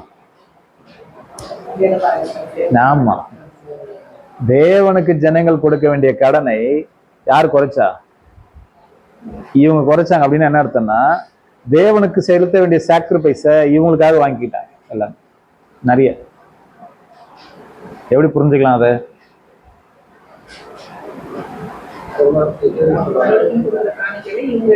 ஆமா, அதான் அது யார் கொடுக்குற மாதிரி? கடவுள் கொடுக்குற மாதிரி. அதுதான் நீங்க எதெல்லாம் தசமா வாங்குறீங்கன்னு சொன்னாரு. வெந்தயத்தை கூட விட மாட்டீங்க, நீங்க சீரகத்தை கூட என்ன பண்ண மாட்டீங்க, விட மாட்டீங்க. பாருங்க 23ஆம் அதிகாரம் மத்தேயு 23:23. மாயக்காரராகிய வேதபாரகரே பரிசேயரே உங்களுக்கு ஐயோ, நீங்கள் ஒற்றலாமிலும் வெந்தயத்திலும் சீரகத்திலும் தசமபாகம் செலுத்தி நியாயப்பிரமாணத்தில் கற்பித்திருந்த விசேஷித்தவைகளாகிய நீதியையும் இரக்கத்தையும் விசுவாசத்தையும் விட்டு விட்டீர்கள். என்ன சொல்லிட்டாரு? நியாயப்பிரமாணம் பெரிய பெரிய விஷயம் எல்லாம் சொல்லுது, அதெல்லாம் என்ன பண்ணியாச்சு? விட்டாச்சு. எதை மட்டும் விடுறது இல்ல? நீங்க சின்ன ஒரு வெந்தயத்துல கூட நீங்க என்ன கொடுத்தாகும், அதுல மட்டும் ரொம்ப கான்சியஸா கிளியரா பிரமாணத்தை என்ன பண்றது? ஃபாலோ பண்றது. ஆனா எதை விடுறது? நியாய பிரமாணத்தில் சொல்லப்பட்ட தேவனுடைய நீதியையும் இரக்கத்தை என்ன பண்றீங்க? விட்டுறீங்களே. கரெக்டா? இன்னைக்கு எங்கேயாவது பாருங்க, இன்னைக்கு நியாய பிரமாணம் முதல்ல நமக்கு இருக்கா? பவுல் சொல்றாரு நியாய பிரமாணம் எல்லாமே, நியாய பிரமாணம் யாரு கொடுக்கப்பட்டுச்சு? அவங்களுக்கு தான். யாருக்கு இல்லை? புறஜாதிகளுக்கு இல்லை. நமக்கு என்ன இல்லை? நியாயப்பிரமாணம் இல்லை இல்லையா? ஒரு இஸ்ரேலனுக்கு இயேசு கிறிஸ்து நியாயப்பிரமாணத்தை முடிச்சிட்டாரு. இஸ்ரேல் இருக்கிறவங்களுக்கே இயேசு கிறிஸ்து எதை முடிச்சிட்டாரு? நியாயப்பிரமாணத்தை முடிச்சிட்டாரு இல்லையா? நான் நியாயப்பிரமாணத்தியாகிலும் தீர்க்க தரிசனத்தியாகிலும் எதுக்கு வரல? அழிக்கிறதுக்கு வரல. எதுக்கு வந்தேன்? நிறைவேற்றவே வந்தேன். நிறைவேற்றி என்ன பண்ணிட்டாரு? முடிச்சிட்டாரு. சிலுவையில் முடிந்ததுன்றதுல அதுவும் ஒண்ணு. எது ஒண்ணு? நியாயப்பிரமாணம் முடிந்துருச்சு. ஓகே, நியாயப்பிரமாணம் சொல்லுகிறது எல்லாமே நியாயப்பிரமாணத்துக்கு உட்பட்டவர்களுக்கு. நியாயப்பிரமாணம் உட்படாதவர்களுக்கு என்ன இல்லை? நியாயப்பிரமாணம் இல்லை. ஆனால் இன்னைக்கு வரைக்கும் எப்படியோ எது மட்டும் தொடருது? அது மட்டும் தொடருது. கரெக்டா? ஏன்னா அது நியாயப்பிரமாணம். இல்லையா? அடுத்த வாரத்துல எல்லாரும் 4 ஆடு மாடெல்லாம் கொண்டு போய் என்ன பண்ணுங்க, பலி செலுத்துங்க உங்க பாவத்துக்காக, இல்லையா? குழந்தை பிறந்துச்சுன்னா 8ஆம் நாள்ல போய் விருத்த சேதனம் பண்ணுங்க. பட் இது எல்லாத்துக்கும் ஸ்பிரிச்சுவல் மீனிங் கண்டுபிடிச்ச நாம எதுக்கு மட்டும் என்ன கண்டுபிடிக்கல? தசமாகத்து மட்டும் கண்டுபிடிக்கல. அது மட்டும் டைரக்டா என்ன இருக்கு, அப்படியே இருக்கு. கரெக்டா? அப்போ ஒற்றளத்துல வெந்தயத்தை கூட நீங்க என்ன பண்றது இல்ல, விடுறது இல்ல, இல்லையா? ஏன்னா அது யாருக்கு, தேவனுக்கு நீ இதை கொடுத்துதான் ஆகணுன்றதுக்காக அவ்வளவு ஸ்ட்ரிக்டா இருந்தாங்களா? அதுல தேவனுக்காக இல்ல, யாருக்காக? அவங்களுக்காக, இல்லையா? அப்போ தேவன் குறைக்காத கடனை யார் குறைத்தா? இவங்க குறைச்சாங்க. அதனால அவங்க கிட்ட ரொம்ப இவங்க சொல்றதுதான் வேத வாக்கு. யார் சொல்றதுதான்? ஆமா, வேதபார பரிசை சொல்றதுதான் வேத வாக்கு. நீ யோசிச்சு பாருங்க, தேவனை விட இஸ்ரேல் ஜனங்கள் தேவ ஆலயத்தை அதிகமா நேசிச்சாங்க. நீங்க தேவனை விட எதை நேசிச்சாங்க? தேவ ஆலயத்தை அதிகமா நேசிச்சாங்க. தேவனு கொடுக்கிற மரியாதையை விட எதை கொடுத்தாங்க தெரியுமா? தேவ ஆலயத்தை கொடுத்தாங்க. அவங்க மட்டும் இல்ல, இனி நீங்க நாம ஒரு சர்ச்சில் உட்காந்து ரீல்ஸ் பார்ப்போமா? பார்க்க மாட்டோம். ஆறாவது நடந்துட்டு இருக்கும்போது செல் எடுத்து பேசிட்டு இருப்போமா? மொபைல் எடுத்து பேசிட்டு இருக்கும்போது ஃபேஸ்புக் பார்ப்போமா? பார்க்க மாட்டோம். ஏன்? கடவுள் எங்க இருக்காரு? அங்க இருக்கிறாரு. நமக்கு ஒரு இமேஜின். ஏன் என்னப்பா சர்ச்சில் இருந்தே போய் சொல்ற, ஏன் அப்ப வெளியே சொல்லலாமா? வீட்டுல இருந்து சொல்லலாமா? அப்ப நமக்குள்ள என்ன இருக்கு? அந்த தாட் இருக்கா இல்லையா? நம்ம கடவுளோட யாரை அதிகமா மதிக்கிறோம்? ஒரு பில்டிங், இல்லையா? கரெக்டு தானே? ஒரு சர்ச்சுக்குள்ள இருந்துட்டு நீங்க இப்படிலாம், நமக்கு ஒரு சர்ச்சில் இருந்துட்டு இப்படிலாம் யோசிக்கலாமா? நீ சரி நம்ம எதுக்கு வந்துருக்கிறோம், இப்படி எதுக்கு வந்துருக்கிறோம் அப்படின்னு தோணுது இல்ல? இல்ல, தேவன் நமக்குள்ள இருக்கிறார். நீ எங்க இருந்தாலும் எப்படிதான் இருக்கணும்? தேவன் நம்ம கூட இருக்காங்க, அதானே, இல்லையா? அதனாலதான் தேவன். அப்போ அன்னைக்கு இஸ்ரேல் ஜனங்கள் என்ன தவறு செய்தாங்களோ அதை தான் இன்னைக்கு யாரும் செய்யுது. ஆமா, ஒரு இடத்துக்கு முக்கியத்துவம் கொடுக்கறது. யாரை விட? தேவனை விட. அதெல்லாம் இயேசு கிறிஸ்து நான் யோனாவிலும் பெரியவர் சொன்னாரா? சாலமோனிலும் பெரியவர் சொன்னாரா? இன்னொருத்தர் சொன்னா தேவாலயத்திலும் பெரியவர். ஏன் நீ அதை பெருசா நினைக்கிற? நான் அதை விட பெரியவர். இந்த ஆலயத்தை நான் ஒரு கல்லின் மேல் ஒரு கல் இராதபடி இடித்து போடும் நாள் வரும். நாள் வந்துச்சு.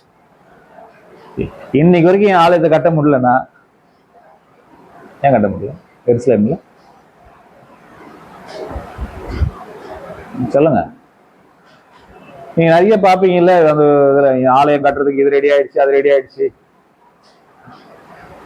எது ரெடினாலும் ஒன்னாவது. என்ன இப்போ கடவுள் எல்லா பில்டிங்கும் அழிச்சு போட்டு எந்த பில்டிங்ல இப்ப நான் என்ன இல்லை, நான் இல்லை, எந்த பில்டிங் நான் இல்லை. கைகளால் கட்டப்பட்ட ஆலயத்துல என்ன பண்றது இல்லை, வாசம் பண்ணுங்கிறது இல்லை. நீ தான் தேவனுடைய ஆலயம், நான் உனக்குள்ளதான் இருக்கிறேன்னு சொல்லியாச்சு. இதுக்கப்புறம் நீ ஒரு பில்டிங்ல கொண்டு வந்து யாரும் நிறுத்த முடியாது, கடவுள் நிறுத்த முடியாது. இனி ஒரு பில்டிங்க கடவுளுக்காக நான் இது உள்ள அடைக்கிட்டேன்னு சொல்ல முடியாது. வானம் எனக்கு சிங்காசனம், பூமி எனக்கு பாதப்படி. நீ எனக்காக ஒரு ஆலயத்தை எப்படி கட்டுவ? எனக்காக ஒரு ஆலயத்தை எப்படி கட்டுவ? கட்ட முடியுமா? முடியாது, இல்லையா? அப்போ என்ன பண்ணியாச்சு இவங்க? மறுபடியும் வந்துடலாம் பாருங்க, லூக்கா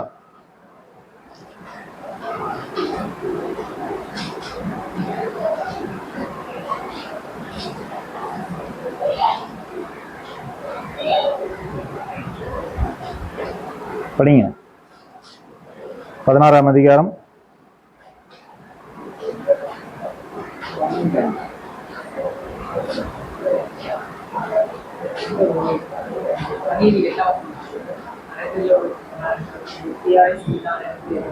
ஆமா படிங்க. அநீதியுள்ள உக்கிரானக்காரன் புத்தியாய் செய்தான் என்று எஜமான் கண்டு அவனை மெச்சிக்கொண்டார். அவனை என்ன பண்ணாரா? மெச்சிக்கொண்டார். அப்படின்னா என்ன அர்த்தம்? ஏன் பெருமை நினைக்கிறார்?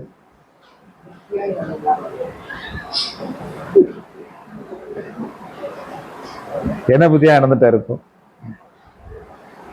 அவரோட தேவனரோட சமூகத்திற்கு வெள்ளத்துக்குன்னா அவர் போய் தங்குறதுக்கான ஒரு இடம், அவர் சேர்த்துக்கிறதுக்கான ஒரு இடத்தை ஏற்படுத்தி, அதாவது இந்த உண்மையில அப்படி சரி, என்ன பண்ணிட்டாருன்னா இவங்க ஜன்னல் கிட்ட போய் என்ன பண்ணிட்டாங்களாம், ரீச் ஆயிட்டாங்க, போய் சேர்ந்துட்டாங்க. ஓகே, இப்போ இதுல இருந்து என்ன புரிஞ்சுக்கலாம் நம்ம அப்படின்னா, கடவுள் வேற எப்படி சொல்லலாம் உங்களுக்கு புரியுற மாதிரி. யாக்கோபுல ஒரு வசனம் இருக்கு,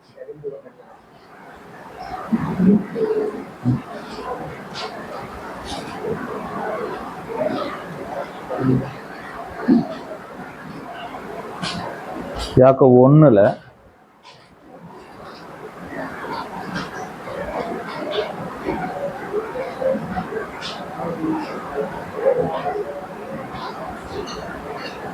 மனுஷனுடைய கோபத்தை பத்தி பேசுவார் இல்லையா. மனுஷனுடைய கோபம் ம். தேவனுடைய நீதியை நடப்பிக்க மாட்டார். மனுஷனுடைய கோபம் என்ன பண்ணாது, தேவனுடைய நீதியை தேவனுடைய நீதியை நடப்பிக்க மாட்டாது. சரி, இன்னொரு வசனம் படிக்கலாமா? சங்கீதம் 76:10 பாரு.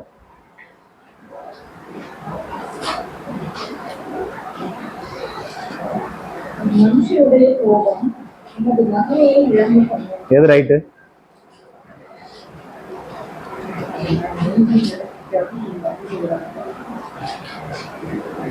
மனுஷனுடைய கோபம் தேவ நீதி என்ன பண்ணாது, நடப்பிக்க மாட்டாது. அப்புறம் இங்க என்ன பண்ணுமா, விளங்க பண்ணும். எப்படி மனுஷனுடைய கோபம் தேவனுடைய மகிமை விளங்க பண்ணும்?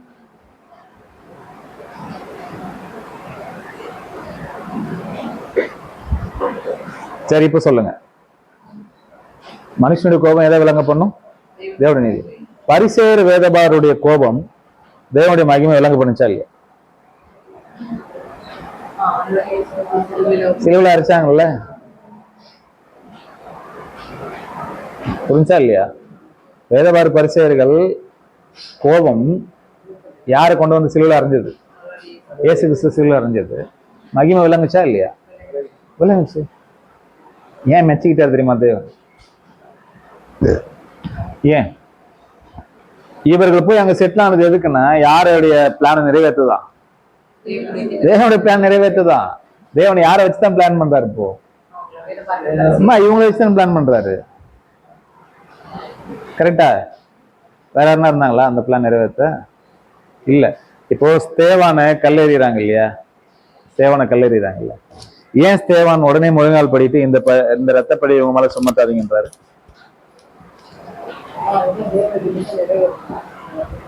ஸ்தேவான் மறிக்கிறது தேவன்கிட்ட போறது காரணம் அவங்க தான்.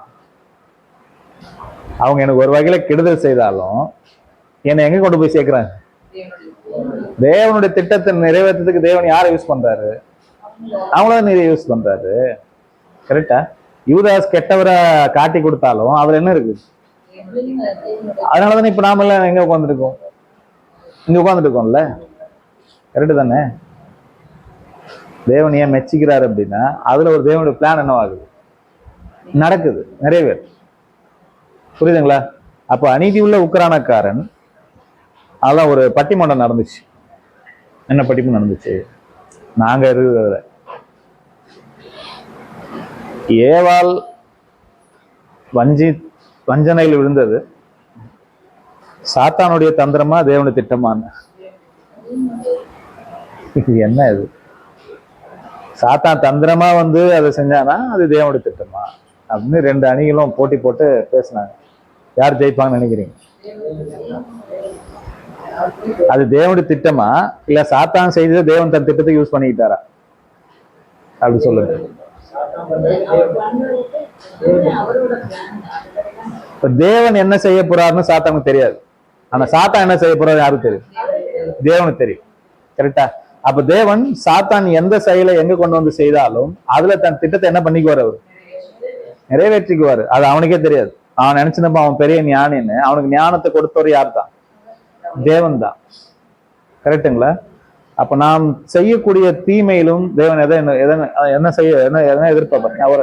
அதனால்தான் அவருடைய தீர்மானத்தின்படி அழைக்கப்பட்டவர்களாகிய நமக்கு சகலமும் எப்படி நடக்குமா? நன்மையா நடக்கும்னு வசனம் சொல்ல, நன்மைக்கு ஏதுவா நடக்கும். என்ன அர்த்தம்? தீமை கூட நடக்கும், அதுவும் நன்மைக்கு ஏதுவா தான் இருக்கும். அதான் அந்த வசனத்துடைய விளக்கம் இல்லையா? தீமை கூட நமக்கு நடக்கும், கிடைக்காம கூட போவோம், அதுவும் எதுக்குதான்? நன்மைக்கு ஏதுவா தான் நடக்கும். அப்ப இங்க ஏன் இந்த எஜமான் மெச்சு கொண்டாரு அப்படின்னா, எதுக்கு மெச்சுக்கிட்டாரா? அவருடைய திட்டம் என்னவாயிடுச்சு இப்போ நிறைவேறதுக்கு. இவங்க போய் ஸ்ட்ராங்கா அங்க அடித்தளம் போட்டாங்களா, இவங்க சொல்றதுக்கு ஜனங்கள் என்ன சொல்லி ஆகணும்? இப்போ ஆமா சொல்லி ஆகணும் இல்லையா? அவனை சிலுவையில் அறையுங்கன்னு சொன்னா ஜனங்கள் என்ன சொல்லணும்? ஆமா, அவர் என்ன பண்ணுங்க, சிலுவையில் அறையுங்க அப்படின்னு சொல்லணும். இதை பிலாத்து பார்க்கணும்.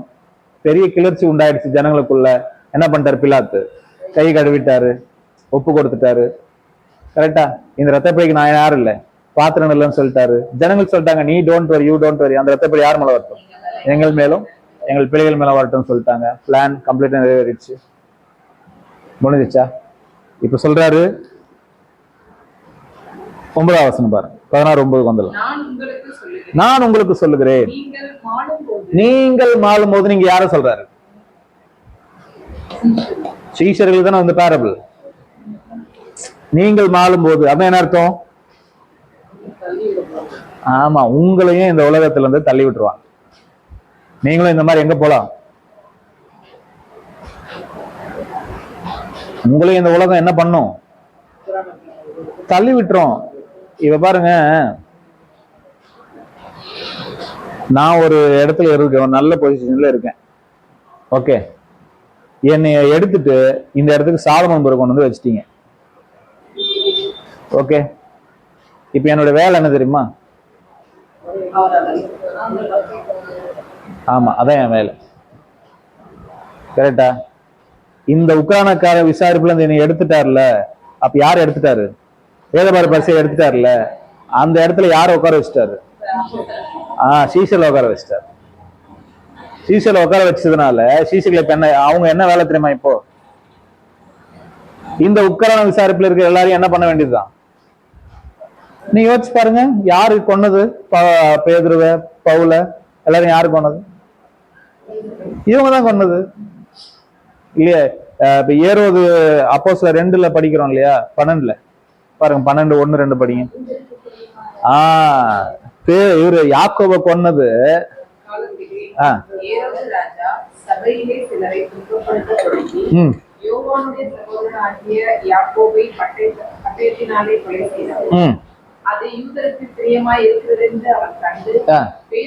அடுத்த பிளான் யாரு? பேதுரு. யாருக்கு ரொம்ப பிரியம்? அது யூதருக்கு ரொம்ப பிரியம். கரெக்டா? அப்போ இவங்க எல்லாரையும், அதனாலதான் அவங்கள அடிச்சு கிறிஸ்துவ நாமத்தை குறிச்சு என்ன பண்ணக்கூடாது, பேசக்கூடாது, இப்படிலாம் ஏன் சொல்றாங்கன்னா, இவங்களுக்கு நல்லா தெரியும் நாங்க இப்ப அந்த வேலையில இல்லைன்னு. ஒரு பிற மதத்தினர் போய், பிற மதத்தினருக்கு உதாரணத்துக்கு சொல்றேன், பிற மதத்தினருக்கு ஒரு கோயிலுக்கு உள்ள கருவறைக்குள்ள போய் ஒருத்தன் வேலை செய்யறான்னு வச்சுக்கோங்களேன், அவன் ஏன் அது உள்ள கூட அக்கிரமம் பண்றான் தெரியுமா? அவங்க தெரியும் அங்க ஒண்ணுமே இல்லைன்னு. அவனுக்கு என்ன தெரியும்? அவனுக்கு தெரியும் அங்க ஒண்ணும் இல்லைன்னு. ஆனா வெளியே எப்படி இருப்பான்? ஆமா, அப்படியே இங்க பக்திமான வாங்கிட்டு போவான், உள்ள அது வேற இருக்கும். சேம் கான்செப்ட் கிறிஸ்டியானிட்டில சேம். வெளியே எப்படி இருக்கும்? பக்தியா இருக்கும். நீங்க அப்படி கொஞ்சம் உள்ள போங்க பார்ப்போம், அங்க நடக்கிற சண்டையே வேற, அங்க இருக்கிற பொறாமையே வேற, அங்க இருக்கிற பதவிக்கு அவங்க அடிச்சுக்கிற விதமே வேற, அங்க இருக்கிற பணத்துக்கு அவங்க அடிச்சுக்கிற விதமே வேற, அங்க போற ஏலமே வேற, எல்லாம் வேற. ஆனா வெளியே எப்படி தெரியும்? ஆமா, பக்தியாது. இதெல்லாம் எங்க போய் பாருங்க, அங்க போய் பாருங்க, அப்பதான் அங்க இருக்கிற பாலிடிக்ஸ் எல்லாம் தெரியும் நமக்கு. இதுக்குள்ள எவ்வளவு பிரச்சனை இருக்கு. ஒருத்தன் இந்த பதவிக்கு வரதுக்கு எப்படி, யாரை எங்க போட்டு கொடுக்குறான் இல்லையா, எங்க யாரை பத்தி அவதூறு பேசுறான், யாரு இந்த பணத்தை எடுத்து சாப்பிடுறான், இதெல்லாம் என்ன இருக்கு, அங்க இருந்தாதான் தெரியும். அப்ப இவங்களுடைய தள்ளப்பட்ட அந்த உக்ரானக்காருடைய வேலை, இவங்களுக்குள்ள இருக்கிறவங்க, இங்க இருக்கிறவங்களை என்ன பண்ணதும் எப்படியாவது. ஏன்னா இவங்க மூலமா அற்புதம் நடக்குது. யார் மூலமா? அட்டென்ஷன்ல யார் பக்கம் திரும்புது? இவங்க பக்கம் திரும்புது இல்ல. அப்போ ஆட்டோமேட்டிக்கா அவங்க ஜனங்கள் அவங்க பார்வை எங்க வந்துடுது? இங்க வரும்போது இவங்களை இங்க இருந்து காலி பண்ணாதான் மறுபடியும் ஜனங்களுடைய பார்வை எங்க போகும்? அங்க போகும்ல. கரெக்டுங்களா? அப்படி உங்களை நீங்கள் மாளும் போது, சீசல பார்த்து சொல்ற, நீங்க மாளும் போது இந்த உலகத்துல உங்களை என்ன பண்ணுவான்? கொன்னுடுவான், தள்ளிடுவான். தள்ளிட்டானா உங்களையும் வீட்டுல ஏத்துக்கணும். எந்த வீடு? நித்தியமான வீடு. அது எங்க இருக்கு நித்தியமான வீடு?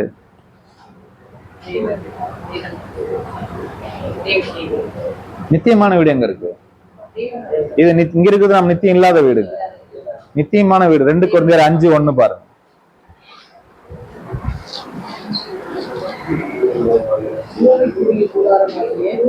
நம்முடைய வீடு அழிந்து போனாலும் தேவனால் கட்டப்பட்ட கைவேலை எல்லாமே நித்திய வீடு பரலோகத்திலே நமக்கு. நித்திய வீடு எங்க இருக்கு? பரலோகம்.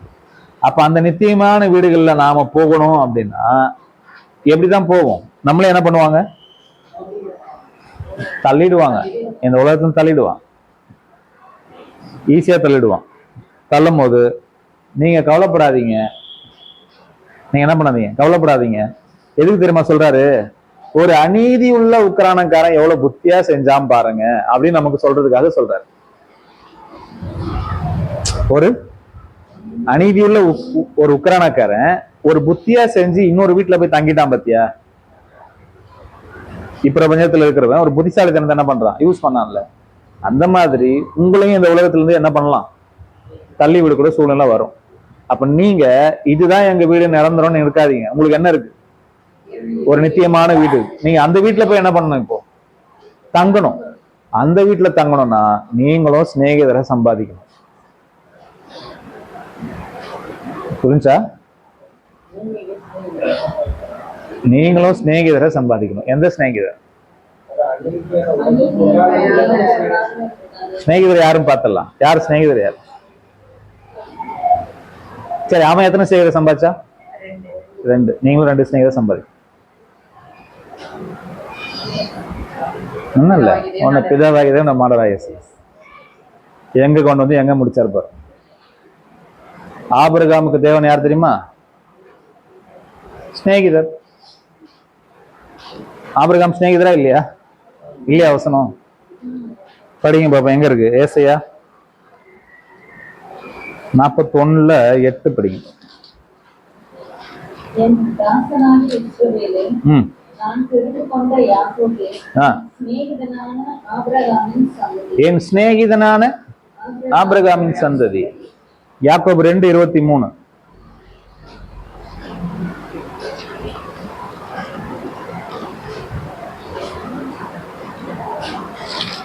அப்படியே ஆபிரகாம் தேவனை விசுவாசித்தான், அது அவனுக்கு நீதியாக எண்ணப்பட்டது என்கிற வேத வாக்கியம் நிறைவேறிற்று.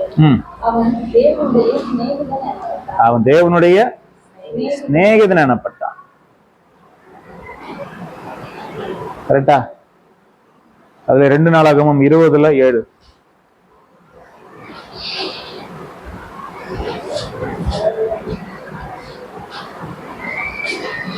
எங்கள் தேவனாகிய நீர் உங்களுடைய ஜனமாகிய இஸ்ரவேலுக்கு முன்பாக இந்த தேசத்துக்குரிய புரட்டிவிட்டு இதை உங்களுடைய சிநேகிதனாகிய ஆபிரகாமுடைய சந்ததிக்கு. பாத்தீங்களா? இந்த வசனம் எல்லாம் என்ன சொல்லுது? சிநேகிதன்.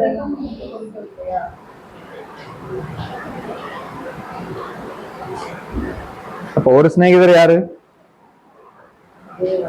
பிதாவாகிய தேவன். 2வது சிநேகிதர் நம்ம ஆண்டவராகிய இயேசு கிறிஸ்து. அவர் சிநேகிதன் எங்க சொல்லியிருக்காரு? படிங்க பார்ப்போம். 15 இனி நான் உங்களை ஊழியக்காரர் என்று சொல்லுகிறதில்லை. ஊழியக்காரன் தன் எஜமான் 14 படிச்சிருங்க சிஸ்டர். நான் உங்களுக்கு கற்பிக்கிற யாவையும் நீங்கள் செய்வீர்களானால் என் சிநேகிதராய் இருப்பீர்கள். கரெக்டா? அப்ப 2 சிநேகிதரை நீங்க இந்த உலகத்துல இருக்கும்போது என்ன பண்ணியே ஆகணும்? சம்பாதிச்சே ஆகணும். எங்க போய் சேர்றதுக்கு? நித்திய வீட்டுல கொண்டு போய் சேரும். எப்படி சம்பாதிப்பீங்க? அநீதியான உலக பொருளா சம்பாதிப்பீங்க. எப்படி அநீதியான உலக பொருளா சம்பாதிப்பீங்க? ஆனா இந்த உலகத்துல நமக்கு கிடைக்கிறது நீங்க இந்த உலகத்துல தேவனுக்காக எதெல்லாம் இழக்கிறீங்களோ எல்லாமே அநீதி தான். இப்ப நீங்க இந்த 1 hour 1.5 மணி நேரம் டைம் ஸ்பெண்ட் பண்றீங்களா, இது என்னது? அநீதியான உலக பொருள் தான். இதை செலவு பண்ணி தான் எதை கத்துக்கிறீங்க? இப்போ சத்தியத்தை கத்துறீங்க, சிநேகிதரை சம்பாதிக்கிறதுக்கான ரூட்டை கத்துக்கிறீங்க. கரெக்டா? இந்த இடத்துக்கு வர்றதுக்கு நீங்க பெட்ரோல் செலவு பண்றீங்க, உங்க நேரத்தை கொடுக்குறீங்க இல்லையா? இந்த டைம்ல சம்பாதிக்கிறதுக்கான இது கொடுக்குறீங்க. இந்த உலகத்துல அநீதியான பொருள் எல்லாமே தான். நம்முடைய ஜீவனுக்கு சொந்தமானது எல்லாமே என்னதான்? அநீதி தான். அதெல்லாம் நீங்கள் உங்களுடைய ஜீவனை பரிசுத்தமும் தேவனுக்கு பிரியமான ஜீவ பலியாக ஒப்பு கொடுக்க வேண்டும் என்று உங்களை வேண்டிக் கொள்கிறேன். இதுவே நீங்கள் செய்யத்தக்க புத்தி உள்ளாராது. கரெக்டா? அப்ப இந்த உலகத்துல அநீதியான உலக பொருள்னால எதை சம்பாதிக்கணும்? நம்முடைய நோக்கமே எதை சம்பாதிக்கிறது தான். அதுக்காக தான் இந்த உலகத்துல நம்ம எல்லாமே சம்பாதிக்கிறது, இழக்கிறது எல்லாமே. கரெக்டா? புரியுதுங்களா? அப்போ இப்படி நாம செலவு பண்ணி எதை சம்பாதிச்சிருங்க? 2 சிநேகிதரை சம்பாதிச்சிட்டீங்கன்னா நீங்க மாளும் போது அவங்க உங்களை எங்க ஏத்துக்குவாங்க? அந்த நித்தியமான வீட்டுல ஏத்துக்குவாங்க. கரெக்டா? சரி, இந்த நித்தியமான வீட்டுல உங்களை ஏத்துக்கிறதுக்கான ஒரு விஷயத்த சொல்லதான் ஒரு அநீதியான உக்ரானக்காரனை நமக்கு உதாரணம் காட்டி, அவன் பாருங்க எவ்வளவு அநீதியா, அவன் எஜமான் இந்த உலகத்துல அவன் அநீதியா இருக்கிறான், அவனே ஒரு 2 வீட்டுல போய் என்ன பண்றான்? தங்குறதுக்கான புத்திசாலித்தனத்தை யூஸ் பண்றான்ல. 2 பேர் அநியாயமாவது போய் தங்கிட்டான்ல. நீங்க நித்தியமான வீட்டுக்கு போறதுக்கு என்ன பண்ணணும்? உண்மையா நடந்து இதை சம்பாதிக்க. எப்படி? உண்மையா நடந்து இதை சம்பாதி, அநியாயமா இல்ல. அவன் அநியாயமா இருந்து ஒரு வீட்டு சம்பாதிச்சா நீ எப்படி சம்பாதிக்கணும்? உண்மையா இருந்து. அதனால்தான் நீ கொஞ்சத்துல உண்மையா இருந்தேன்னா உன்னை அநேகத்துல அதிபதியா அங்க வைப்பார். கரெக்டா?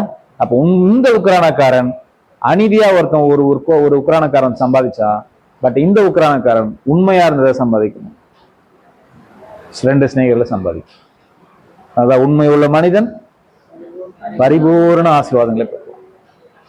மேலும் உக்ரானக்காரன் உண்மை உள்ளவனாக காணப்படுவது அவனுக்கு அவசியம். ஓகே, சரி, இந்த 2 சிநேகிதரை சம்பாதிக்க தான் இந்த பேரபிள் என்ன பண்ணார்னா சீஷர்கள் சொன்னார். இதெல்லாம் தலைக்கிலே நின்னாலும் என்ன பண்ணார்? புரியாது இல்லையா? நீங்க வழக்கம் போல கேட்டுட்டு மறுபடியும் உங்க விருப்பத்தின்படி என்ன பண்ணலாம்? தாராளமா மறுபடியும் உங்க ரூட்ல நீங்க என்ன பண்ணலாம்? போலாம். நம்ம என்ன அர்த்தம்? ஆமா, மறுபடியும் நீங்க ஆமை நிலையிலே தான் என்ன பண்ண போறீங்க? கேட்டு போய் சொல்ல போறீங்க. ஓகே,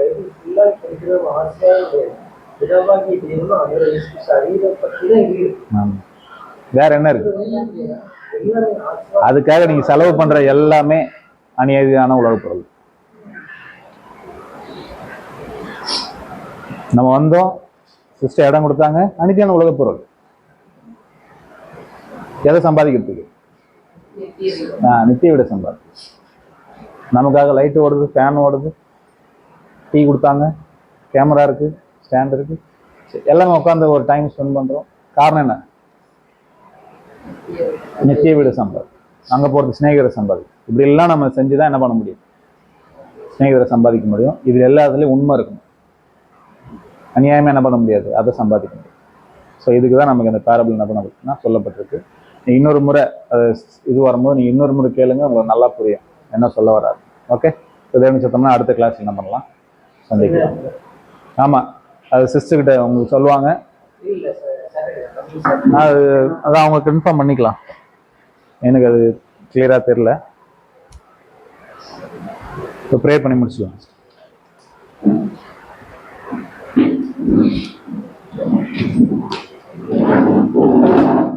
ஜோதிகள் மத்தியில் வாசம் பண்ணுகிற பரிசுத்தமுள்ள பரமபிதாவை, ஒருவருக்கே சதா காலங்களிலும் துதிகளையும் ஸ்தோத்திரங்களை எடுத்துக்கொள்கிறோம். இப்பொழுதும் கூட நம்முடைய உண்மையான வேத சத்தியங்களை தியானிப்பதற்கு நீர் கிருபை பாராட்டினீங்க. ஒன்றான மெய்தேவனாகிய உண்மையும் நீர் அனுப்பினவராகிய இயேசு கிறிஸ்துவையும் அறிவதே நித்திய ஜீவன் என்று உங்களுடைய வேத வசனத்தின் அடிப்படையில் நாங்கள் உண்மையும் உங்களுடைய குமாரனாக இயேசு கிறிஸ்துவை குறித்து அறிந்து கொள்ள நீர் கொடுத்த மற்றெல்லா வாய்ப்புக்காக நன்றி செலுத்துகிறோம். தொடர்ந்து உடைய கிருபை தயவு எங்களோடு இருக்கட்டும். இன்னும் அதிகமான சத்திய வெளிச்சங்களை நாங்கள் புரிந்து கொள்ள கிருபை பாராட்டுங்க. யாவையும் எங்கள் ஆண்டவரும் இரட்சகரும் கண்மலை மீட்பெரும் குருவும் ஆகிய ஆண்டவராகிய இயேசு கிறிஸ்துவின் மூலம் கேட்கிறோம். எங்கள் ஜீவனுள்ள நல்ல பிதாவே. ஆமென்.